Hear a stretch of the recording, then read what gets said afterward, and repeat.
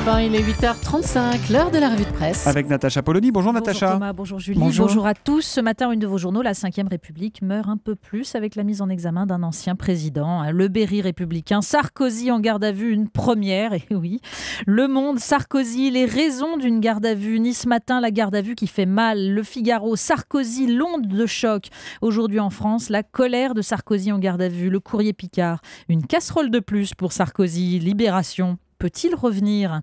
On en oublierait presque la une des Échos et cette interview de Manuel Valls expliquant qu'il faut de nouvelles baisses d'impôts, mais qu'on va commencer par les entreprises. Les classes moyennes attendront. Sarkozy est partout, même si les journaux ne sont pas forcément à jour.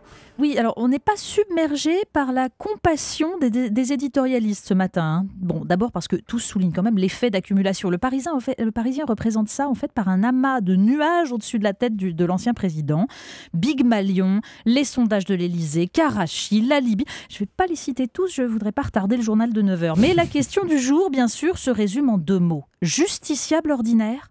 Il y a bien sûr Yves Tréhard dans le Figaro qui explique que Nicolas Sarkozy devrait être un justiciable comme les autres, mais ne l'est visiblement pas, puisqu'il fait l'objet d'un acharnement de la part de juges qui, je cite, travaillent selon la technique du filet dérivant et passent d'une affaire à l'autre, traquant la faille. Il est passé par ici, il repassera par là, s'amuse Philippe Vaucan dans le Républicain Lorrain. Nul ne sait dans quelle chose trappe le furet finira par tomber. Mais on entend derrière les commentaires la petite musique du « il l'a bien cherché ». Encore faut-il se souvenir ce que fut son quinquennat, écrit Yves Arté dans Sud-Ouest. Nicolas Sarkozy a gagné son élection avec un culot qui a laissé pantois ses amis et ses adversaires. C'est de cette même assurance que vient son malheur quand l'audace s'est changée en une condescendance que personne n'a oubliée, et notamment ses juges traités de petits pois. Est-ce tout cela que paye Nicolas Sarkozy, cette désinvolture du pouvoir qui lui faisait dire que l'intendant suivrait alors que gonflaient les comptes de campagne ? Cette conviction dédaigneuse selon laquelle les lambris et les ors poussiéreux allaient s'effondrer devant lui ? Bon, finalement, le jugement d'Yves Arté est plutôt magnanime, car l'éditorialiste, comme ses confrères, veut respecter la présomption d'innocence. Mais quel que soit le résultat de l'enquête, les conséquences politiques, elles, sont désastreuses.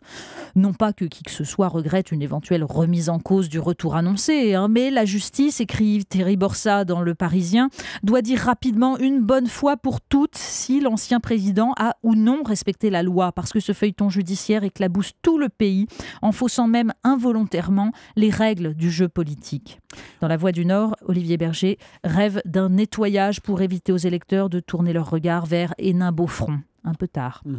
On parle d'Israël et de Yasser Arafat dans le Figaro. Oui, dans le Figaro, une pleine page façon roman d'espionnage raconte les suites de l'enquête sur la mort de Yasser Arafat. Témoignages d'anciens de la DGSE, allusions sur cette vérité que connaîtraient quelques protagonistes de l'époque, Jacques Chirac, Michel Alliot-Marie, et ces allusions marquées au rôle possible des services israéliens avec la bénédiction d'un George Bush en Ponce Pilate. Mais ce matin, tous les journaux reviennent sur le sort tragique des 3 adolescents assassinés en Cisjordanie. Israël veut sa revanche, titre Libération, faisant état des débats autour de l'enquête et des soupçons contre le Hamas. Mais Le Monde raconte surtout comment ce tragique incident a soulevé en Israël une vague de sympathie envers les colons, alors même que la légitimité des colonies était de plus en plus remise en cause dans le pays.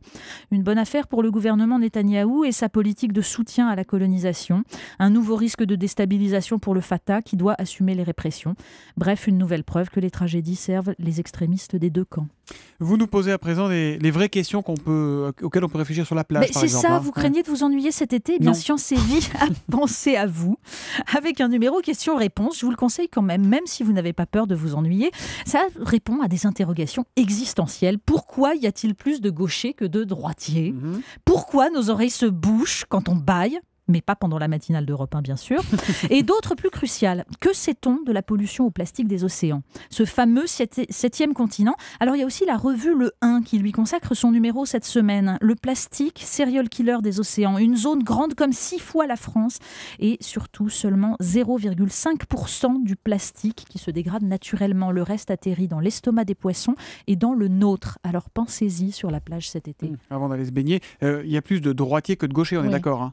Oui, Vous avez dit l'inverse. Oui, pardon. Ouais. Ça, ils le disent dans Chanson et Vie, pourquoi des fois on inverse ? Non, ils ne disent pas. Non, mais ça doit être parce que j'ai du mal à reconnaître la droite de la gauche. Vous êtes droitière ? La droite, c'est là où le pouce est à gauche. Oui, c'est pas en politique. Allez, on enchaîne. France-Allemagne, le match. Eh bien, il y a plus important aujourd'hui, en effet, que les commémorations de la Grande Guerre, plus essentiel que l'évocation du débarquement et de la victoire contre l'Allemagne. Il y a la mémoire du 8 juillet 1982. Dans Le Parisien, cette personnalité de Danny Cohn-Bendit à Philippe Delerme évoque le jour du drame. Mieux, le journal a retrouvé le criminel, Harald Schumacher, le boucher massacreur de Battiston qui raconte la protection policière et les menaces de mort sur ses enfants après le fameux match. Et partout fleurissent les métaphores guerrières.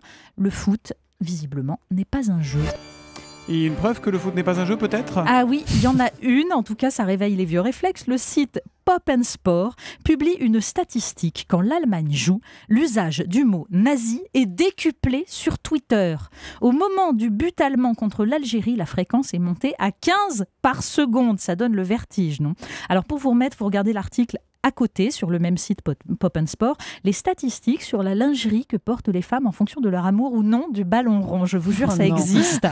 Bon, les différences ne sont pas flagrantes, mais on peut tout de même conclure que l'amatrice de foot privilégie davantage le confort sur le sexy et que les amatrices de foot sont 16% à avoir reçu une parure de leur amant contre 9% des anti-foot qui en reçoivent davantage de leur mari.